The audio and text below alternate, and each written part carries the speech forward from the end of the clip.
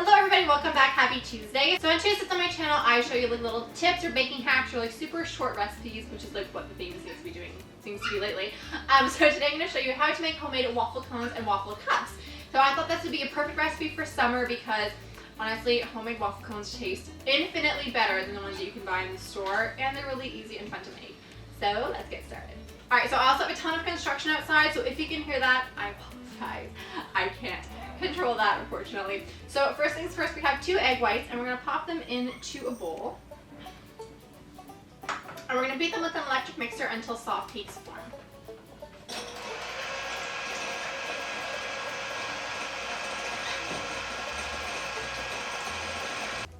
Alright, and there we go. That's what we are looking for. Alright, so next we're going to add a pinch of salt. And we have 3/4 of a cup of confectioner sugar here. So we're going to take 1 tablespoon of that and add that to the egg whites. And we're going to beat until stiff peaks form. Alright, there we go.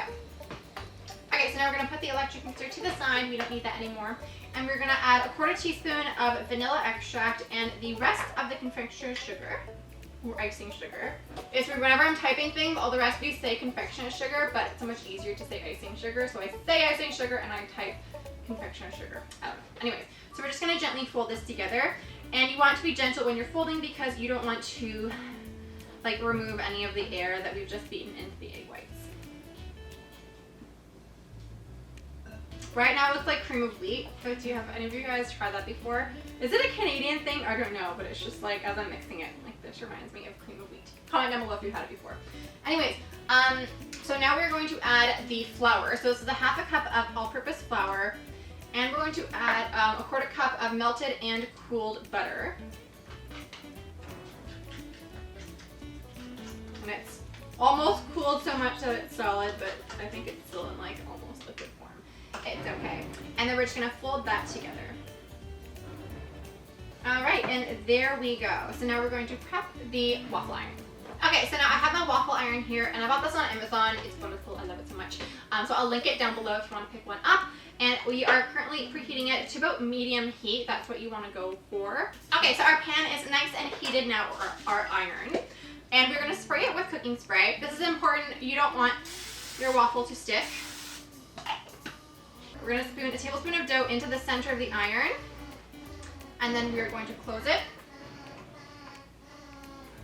and wait for about 2 minutes for it to cook.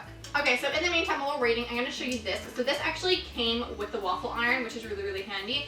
It's this little plastic cone thing, and like the handle can be removed, but I don't think you want to do that. Anyways, this is going to help us to shape them into cone shapes, which I'm going to show you how to do first. It makes it so much easier. Oh my gosh, I thought I'd lost it when I was planning this recipe. I'm like, I don't think it's going to be as good without the little cone shaper. So you definitely want one of these. So much easier. Oh my god.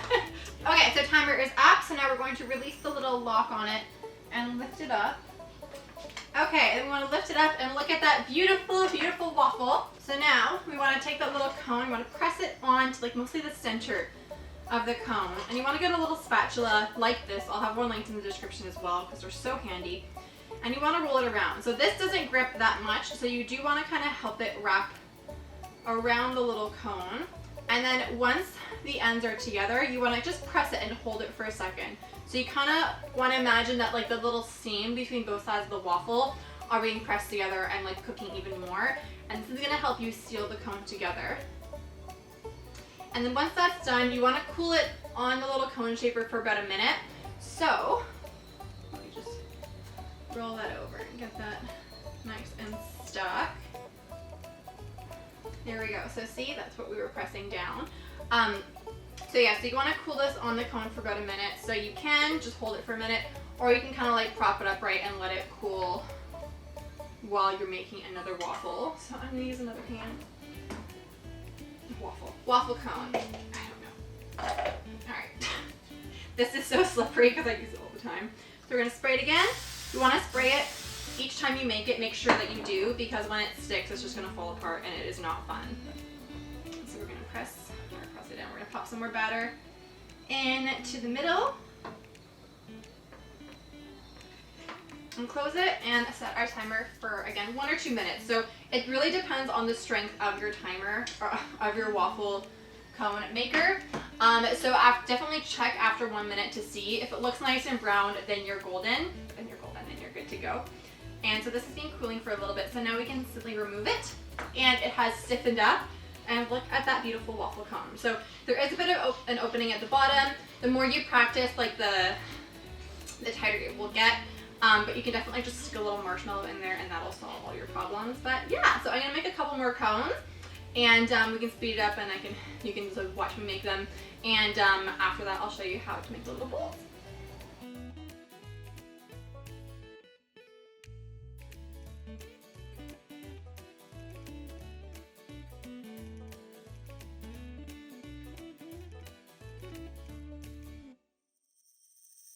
Okay, so there we go. There is our last little cone done. So I made 3 cones, and now we're going to make 3 bowls. So we're going to do the exact same thing in terms of making the waffle cone thing, like the base. So again, we're going to spray it. Seems to be sticking at the top, so I'm adding extra spray. And then we're going to add the exact same amount of batter, and then close it, cook it for the same amount of time. So literally the same thing. You can make both cones and bowls in one batch, just like I'm doing. It's so easy. And in the meantime, I have an upturned cupcake pan. So we're not going to use it the right way, we're going to use it upside down. And this is going to help us shape them into little bowls. And I am, just for safety's sake, I'm going to spray it down with cooking spray. I use cooking spray way too much in my videos. But this is going to help prevent them from sticking because you don't want them to like stick to the pan and then you can't get them off and then they break and it's just like breaking your heart because all you wanted was waffle cups, and now you can't. Now they're all broken. So yeah, that will prevent that. Oh, so okay, there's 10 seconds left to cook, but in the meantime, I thought I'd tell you guys that I actually made some charcoal ice cream cones last summer. So if you want some like jet black ones that like aren't burnt, they taste so good and they're so much fun. So if you want that, there you go. I'll have it linked in the cards right here if you want to check it out after the video. It's so cool. It's so cool. Okay, so timer is up. So we are going to simply use the spatula to gently release it from the waffle iron.